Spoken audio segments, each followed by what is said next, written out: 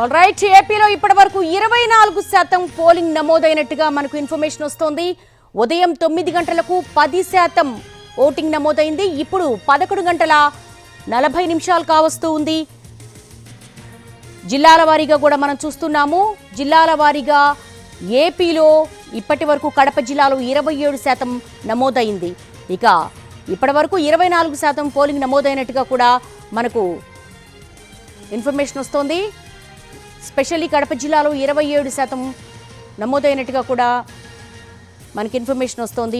Voter చైతన్యం వెల్లివిరిసింది. Queue లైన్లలో బారులు తీరి ఉన్నారు తమ ఓటు హక్కును వినియోగించుకునేందుకు. జిల్లాల వారీగా మనం చూస్తే గనక నెల్లూరులో వస్తోంది, అలాగే కడప జిల్లాలో కూడా 27% నమోదైనటువంటి ఇన్ఫర్మేషన్ మనం చూస్తూ ఉన్నాము.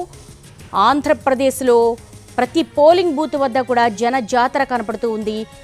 ప్రతి ఒక్కరూ కూడా తమ ఓటు హక్కును వినియోగించుకునేందుకు ఉదయం నుంచే బారులు తీరిన దృశ్యాలు చూస్తూ ఉన్నాం.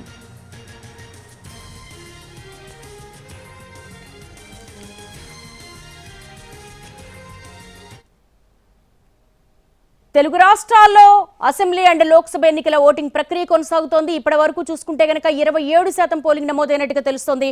ప్రస్తుతం పిఎంఆర్ చంద్రశేఖర్, ఇప్పటి వరకు మీ దగ్గర ఉన్నటువంటి అప్డేట్ ఏంటి? జిల్లాల వారీగా ఎంతెంత నమోదైంది? రైట్ దేవి, పెద్ద ఎత్తున భారీ పోలింగ్ దిశగానే ఏపీ ఓటర్లు అడుగులు వేస్తున్నట్టుగా కనిపిస్తోంది. ఊహించిన విధంగా ఉదయం నుంచి కూడా పెద్ద ఎత్తున పోలింగ్ జరుగుతోంది. అర్బన్ రూరల్ అనే తేడా లేకుండా అన్ని ప్రాంతాల్లోనూ పెద్ద ఎత్తున ఓటర్లు పోలింగ్ బూత్ల వద్ద బారులు తీరిన పరిస్థితి చాలా స్పష్టంగా కనిపిస్తుంది. ఇప్పటికీ 24% మేర పోలింగ్ నమోదైంది. సో గతంలో ఎప్పుడు కూడా 11 గంటలకి ఈ స్థాయిలో పోలింగ్ నమోదు అంటే 0.5% అంటే 25% మేర దాదాపు పోలింగ్ నమోదయ్యే దిశగా అడుగులు వేస్తున్న పరిస్థితి కనిపిస్తున్న నేపథ్యంలో గతంలో ఎన్నడూ కూడా ఈ స్థాయిలో పోలింగ్ నమోదు కాలేదని సీఈఓ వైపు నుంచి ఈసీ వర్గాలు కూడా చెప్తున్న పరిస్థితి కనిపిస్తుంది. ఏదైతే 83% మేర పోలింగ్ నమోదు లక్ష్యంగా ఈసారి ఎన్నికలు నిర్వహిస్తున్నామని ఏదైతే చెప్తున్నారో దాన్ని మించిన స్థాయిలో ఈసారి పోలింగ్ నమోదయ్యే అవకాశాలు ఉన్నట్లుగా మనకు అందుతున్న సమాచారం మేరకు తెలుస్తుంది. ప్రస్తుతం ఈసీ వర్గాల నుంచి వస్తున్న సమాచారం మేరకైతే దాదాపు 24% వరకు పోలింగ్ నమోదైంది. ఇక జిల్లాల వారీగా చూసుకుంటుంటే అల్లూరి సీతారామరాజు జిల్లా 18.61% నమోదైంది. అనకాపల్లి నుంచి 19 అనకాపల్లి జిల్లా నుంచి 19.75%, అనంతపురం నుంచి 23.9%, అన్నమయ్య జిల్లా నుంచి 22.28%, బాపట్ల నుంచి 26.88%, అలాగే చిత్తూరు జిల్లా నుంచి 25.81%, కోనసీమ జిల్లా నుంచి 26.74%, ఈస్ట్ గోదావరి జిల్లా నుంచి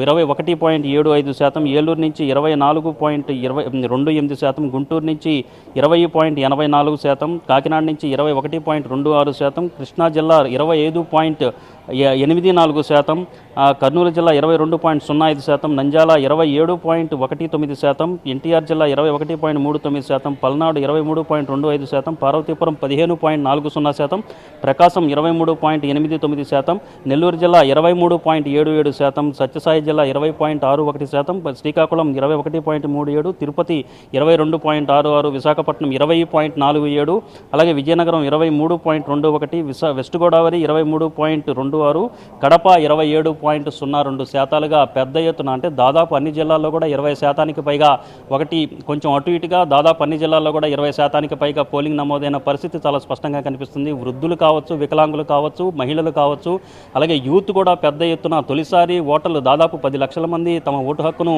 పొందిన పరిస్థితి ఈసారి కనిపిస్తుంది. సో వీళ్ళందరూ కూడా పెద్ద ఎత్తున పోలింగ్కు వచ్చిన పరిస్థితి కనిపిస్తుంది. ఈ పోలింగ్ ఈ స్థాయిలో నమోదవుతుందన్న అంశానికి సంబంధించి గత 2 రోజుల నుంచి కూడా అంచనాలు భారీ ఎత్తునే ఈసీ వర్గాలు వేసుకుంటున్న పరిస్థితి కనిపిస్తుంది. ప్రధానంగా ఇతర రాష్ట్రాలకు సంబంధించిన వాళ్ళు, హైదరాబాద్ నుంచి, బెంగళూరు నుంచి, చెన్నై నుంచి, అలాగే ఇతర రాష్ట్రాల్లో ఏపీకి సంబంధించిన వాళ్ళు ఎవరైతే ఉన్నారో వాళ్ళందరూ కూడా పెద్ద ఎత్తున ఒక పండగకు ఏ విధంగా అయితే తరలి వస్తారో అంతకు మించిన స్థాయిలో పెద్ద ఎత్తున ఓటర్లు తరలి రావడంతోనే ఈసారి పోలింగ్ శాతం ఎక్కువగా నమోదవుతుంది అన్న అభిప్రాయం వ్యక్తమైంది, అంచనాలు వ్యక్తమయ్యాయి. దానికి అనుగుణంగానే ఇవాళ ఉదయం పోలింగ్ ప్రారంభం కాకముందు నుంచి కూడా పూర్తి స్థాయిలో ఓటర్లు పోలింగ్ స్టేషన్ల వద్ద, పోలింగ్ బూతుల వద్ద బారులు తీరిన పరిస్థితి కనిపిస్తుంది. 1-2 చెదురుమదురు సంఘటనలు మినహా దాదాపు అన్ని చోట్ల కూడా పోలింగ్ ప్రశాంతంగా జరిగినట్లుగానే కనిపిస్తుంది. పల్నాడు కావచ్చు, మాచర్ల కావచ్చు, తెనాలి, ఐతానగర్, సో ఇటువంటి చోట్ల కొంత హింసాత్మక ఘటనలు చోటు చేసుకున్నాయి. సో దీనికి సంబంధించి వెంటనే కమాండ్ కంట్రోల్ రూమ్ నుంచి కూడా సీఈఓ ఎంకే మీనా, అలాగే కొద్దిసేపటి క్రితం పోలీస్ అబ్జర్వర్ దీపక్ మిశ్రా కూడా వచ్చి పరిశీలించారు.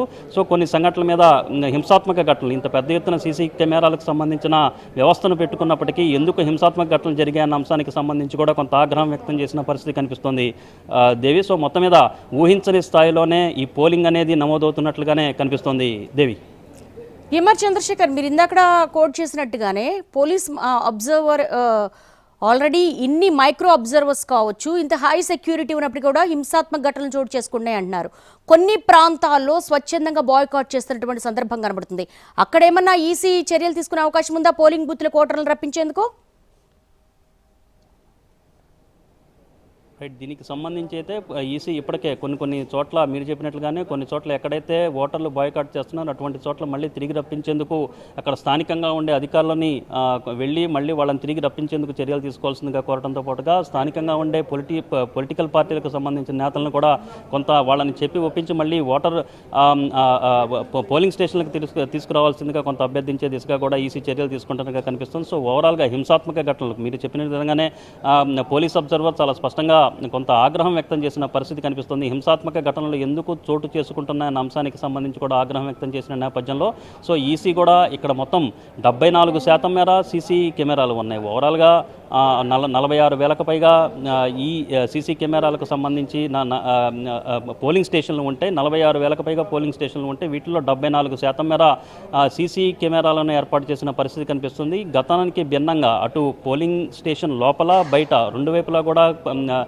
కొంత సీసీ కెమెరాలను ఏర్పాటు చేసుకుని పర్యవేక్షణ చేస్తున్న పరిస్థితులు కనిపిస్తున్న నేపథ్యంలో మాచర్ల, పొంగనూరు, గురజాల, అలాగే పీలేరు, సో ఇటువంటి తెనాలి, ఐతానగర్ ఇటువంటి సంఘటనలు, ఇటువంటి ప్రాంతాల్లో హింసాత్మక ఘటనలు చోటు చేసుకోవడంతో సో దానికి సంబంధించిన సీసీ ఫుటేజ్ని అడిగిన పరిస్థితి పోలీస్ అబ్జర్వర్ వైపు నుంచి కనిపించింది. అలాగే మిగిలిన చోట్ల ఎక్కడైతే హింసాత్మక ఘటనలు జరిగాయి అక్కడి నుంచి కూడా కొంత అక్కడ సంబంధించిన సమాచారాన్ని ఒక నివేదికను ఇవ్వాల్సిందిగా కూడా పోలీస్ అబ్జర్వర్ రాష్ట్ర సీఈఓని ఆదేశించిన పరిస్థితి కనిపిస్తుంది. సో ఓవరాల్గా చూస్తూ ఉంటే ఎన్నికలను వీలైనంత ప్రశాంతంగా నిర్వహించేందుకు, రీపోలింగ్ లేకుండా జరిపేందుకు, పొలిటికల్ వైలెన్స్ జరగకుండా, పోలింగ్ స్టేషన్ల వద్ద ఇటువంటి గొడవ జరగకుండా, బూత్ క్యాప్చర్ వంటి సంఘటనలు జరగకుండా అన్ని రకాలుగా చర్యలు తీసుకోవాల్సిందిగా చర్యలు తీసుకునే దిశగా ఆ లక్ష్యంతోనే ఈసీ పనిచేస్తున్నప్పటికీ కొన్ని చోట్ల ఈ తరహా ఘటనలు జరగడం, హింసాత్మక ఘటనలు చోటు చేసుకోవడం అనేది కొంత ఈసీ కూడా ఆందోళన వ్యక్తం చేస్తుంది. ఈ అంశాల మీద ఈసీ కూడా చాలా సీరియస్ అవుతున్నట్లుగానే కనిపిస్తోంది దేవి.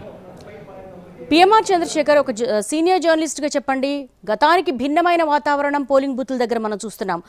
విభజిత ఆంధ్రప్రదేశ్లో 2014, 2019, ఇప్పుడు 2024 కంపారిటివ్లీ ఓటింగ్ శాతాన్ని గమనిస్తే మీ అనాలిసిస్ ఏంటి? అంటే ఖచ్చితంగా సహజంగా పోలింగ్ శాతం అనేది పెరిగితే ఎవరికి అడ్వాంటేజ్ అవుతుందనే విషయాన్ని ఇప్పటికిప్పుడు మనం చెప్పడం కరెక్ట్ కాదు. కానీ సో కొంత పార్టీలకు సంబంధించిన బేరీజు వేసుకుంటే ఎవరికి వాళ్ళు ఇది తమకు అనుకూలంగా పడుతున్న ఓటుగానే భావించే అవకాశం చాలా స్పష్టంగా కనిపిస్తుంది. సంక్షేమాన్ని పెద్ద ఎత్తున అమలు చేశాం కాబట్టి తమకు ఓట్లు పడతాయని అధికార పార్టీ చెప్పుకుంటుంది. మరొకవైపు ప్రతిపక్షం కూడా ఈ స్థాయిలో ఓట్లు వచ్చాయంటే ఖచ్చితంగా ప్రభుత్వం మీద వ్యతిరేకత ఉందే కాబట్టి తమకు అనుకూలంగా ఓట్లు పడుతున్నాయి. పక్కగా అది కూడా అర్బన్ ప్రాంతాల్లో కావచ్చు, రూరల్ ప్రాంతాల్లో కావచ్చు పెద్ద ఎత్తున పడుతున్నాయి. అలాగే అధికార పార్టీ వైపు నుంచి చూస్తూ ఉంటే తమకు రూరల్ ప్రాంతాల్లో పెద్ద ఎత్తున బలం ఉంది. రూరల్ ప్రాంతాల్లో కూడా కొంత బలమైన ఓటింగ్ అనేది జరుగుతుంది, పోలింగ్ అనేది జరుగుతుంది. కాబట్టి ఇది తమకు అనుకూలమైన వ్యవహారమే అనేది చెప్పుకుంటూ వస్తున్న పరిస్థితి కనిపిస్తుంది. ఇదే క్రమంలో ఇప్పటివరకు ఎక్కడైతే చర్చ జరిగిందో, ఏ అంశాల మీద అయితే చర్చ జరిగిందో దానికి అనుగుణంగానే ప్రస్తుతం పోలింగ్ సరళి ఉన్నట్టుగా కనిపిస్తుంది. వస్తున్న ట్రెండ్స్ ఇవన్నీ చూస్తామంటే కూడా ఖచ్చితంగా ఆయా పార్టీలు ఏ అంశాలనైతే బేరీజ్ చేసుకునే దానికి అనుగుణంగానే వెళ్తున్నట్లుగా చెప్తున్నప్పటికీ సో ఇంకా పోలింగ్ సరళి అనేది కొనసాగుతూ ఉన్న పరిస్థితి కనిపిస్తుంది. సో ఇది ఎటువైపు టర్న్ అవుతుందా అనేది ఎవరి అంచనాలకు అందని విధంగా ఉంది. గతానికి భిన్నంగా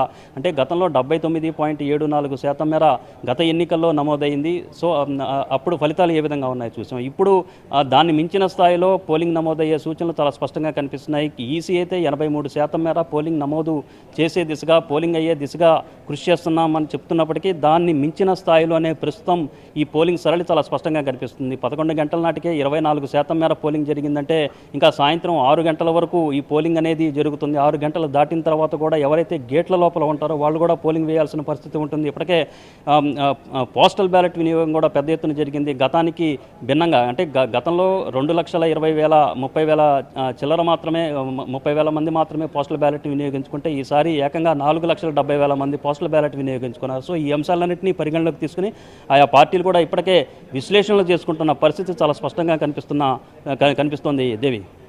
right PMR, thanks for the live updates. ప్రస్తుతం జిల్లాల వారీగా కూడా 11:45 అవుతోంది. 24% ఓటింగ్ నమోదైంది. ఈసీ అంచనాలకు మించి కూడా ఓటింగ్ శాతం నమోదయ్యే అవకాశాలు ఉన్నట్టుగా కూడా పిఎంఆర్ రిపోర్ట్ చేస్తున్నారు. Short break